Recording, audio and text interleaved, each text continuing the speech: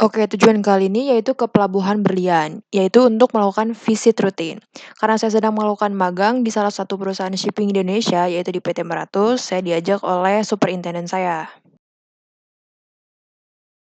Oke, jadi sekarang kita mau siap-siap berjalanan ke pelabuhan.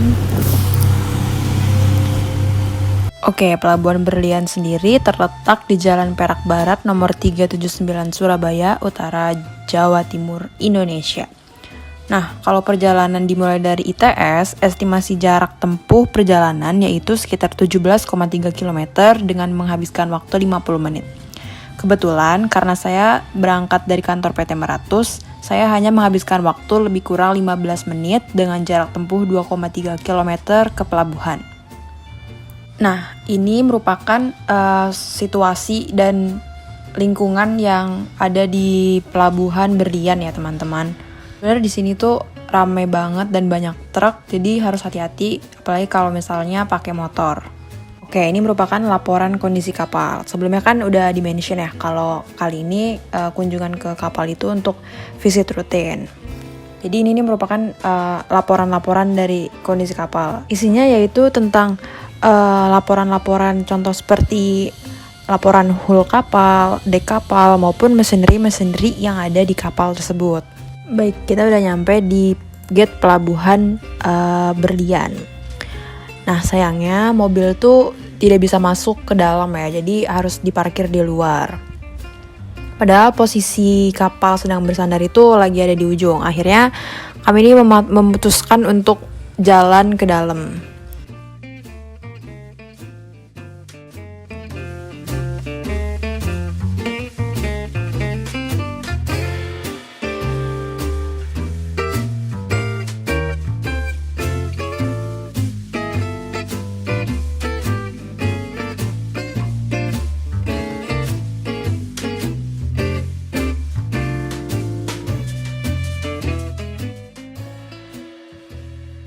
Tapi tenang aja teman-teman, sebenarnya Port Berlian ini menyediakan fasilitas shuttle yaitu mobil pickup truck. Jadi mereka ini beroperasi untuk mengantarkan para pekerja yang mau dari gate untuk masuk ke dalam ataupun sebaliknya. Karena berhubung mobil kita nggak bisa masuk, jadi untuk masuk ke dalamnya itu karena kapalnya juga jauh banget ada di ujung, di sini kita pakai shuttle untuk masuk ke dalamnya. Nah, shuttle-nya ini disediakan oleh Pelabuhan Berlian sendiri. Oke, jadi lebih kurangnya bentuk dari shuttle-nya itu seperti ini ya teman-teman. Nah, ini shuttle dari Pelabuhan Berlian.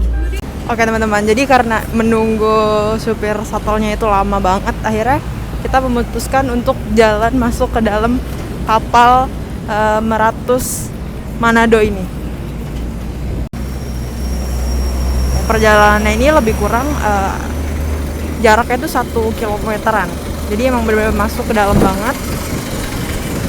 Nah, selain adanya fasilitas shuttle, pada pelabuhan ini juga memiliki fasilitas crane. Crane yang ada yaitu ada Harbor Portal Crane atau HPC dengan jumlah 2 unit, lalu ada Harbor Mobile Crane dengan jumlah 16 unit, dan ada Rubber Tire Gantry atau RTG 15 unit, ada Reach Stacker berjumlah 2 unit. Oke, jadi sebentar lagi kita bakalan masuk ke kapalnya. Kapalnya itu ada di belakang Meratus Barito. Oke teman-teman, jadi sekarang kita ada di kapalnya, yaitu kapal Manado.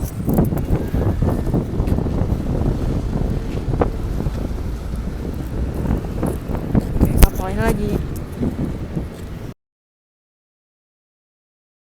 Oh iya teman-teman, pada dasarnya fungsi crane-crane yang tadi disebutkan itu untuk memudahkan pemindahan kontainer dari satu tempat ke tempat lainnya. Namun terdapat perbedaan. Nah, perbedaan itu untuk Harbor Portal Crane atau HPC dan Harbor Mobile Crane atau HMC itu fungsinya digunakan ketika bongkar muat kontainer dari dermaga ke laut atau sebaliknya dari kapal laut ke dermaga. Nah, sedangkan untuk RTG dan Reach Stacker itu fungsinya lebih ke memindahkan kontainer yang posisinya itu udah ada di dermaga gitu. Jadi sebelum masuk kita kasih isi buku dulu. atau keterangan nama company kita dari mana, buku visit. Nah, ya, sekarang kita udah berada di atas kapal ya teman-teman ya.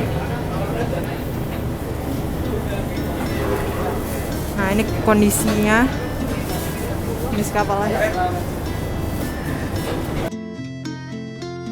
Oke, karena memang tujuan awal itu melakukan visit rutin, saya dan teman saya sebelum berkeliling kapal menunggu superintendent bersama kapten bercakap-cakap dulu untuk membahas tentang bagaimana kondisi kapal Meratus Manado ini.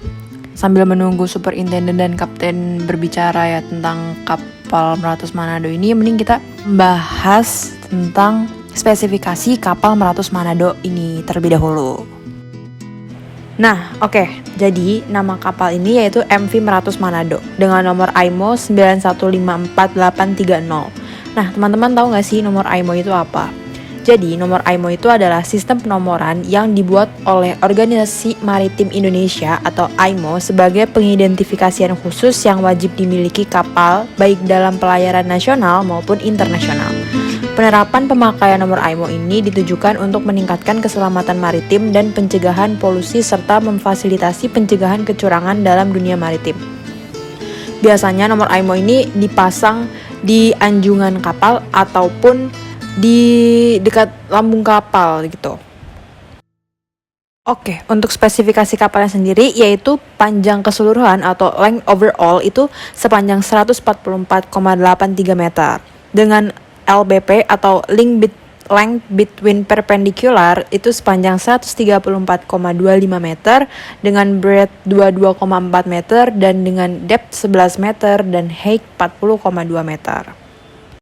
Kapal ini menggunakan kelas Biro Klasifikasi Indonesia dengan flag Indonesia dan berport register di Surabaya. Tipe kapal ini yaitu container ship full container dengan kontainer yang mengangkut 20 feet dan 40 feet tipe kontainer. Oke, for the insight, seperti yang kita tahu, kalau kapal itu harus mematuhi aturan kelas dan aturan statutory. Nah, tapi kalian tahu nggak sih beda dari statutory dan kelas itu apa?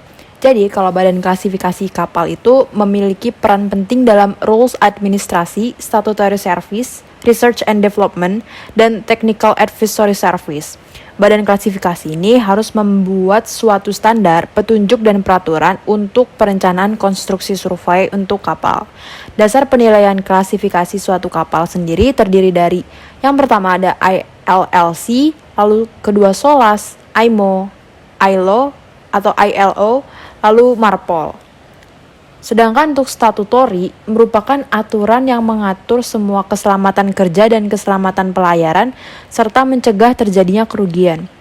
Konvensi-konvensi yang paling penting dari statutory yaitu SOLAS atau Safety of Life at Sea yang menangani aspek keselamatan kapal, lalu ada MARPOL, Marine Pollution Prevention yang menangani aspek lingkungan perairan khusus untuk pencegahan pencemaran yang asalnya dari kapal. Lalu ada SCTW atau Standard of Training Certification and Watchkeeping for Seafarers yang berisi persyaratan minimum pendidikan atau training yang harus dipenuhi oleh anak buah kapal untuk bekerja di atas kapal sebagai pelaut.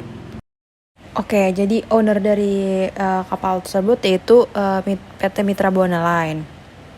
Namun untuk pengoperasian diserahkan kepada PT Meratus. Nah, bedanya itu apa sih? Jadi ship owner itu merupakan individu, company, kombinasi beberapa company dan investor yang memiliki aset berupa kapal. Di Indonesia sendiri, pemilik kapal itu bisa bertindak sebagai ship operator selama ship owner memiliki izin. Lalu untuk ship management itu diberikan mandat dari ship owner untuk mengatur aset berupa kapal. Ship management merupakan pihak yang mengurus semua urusan kapal selama berlabuh.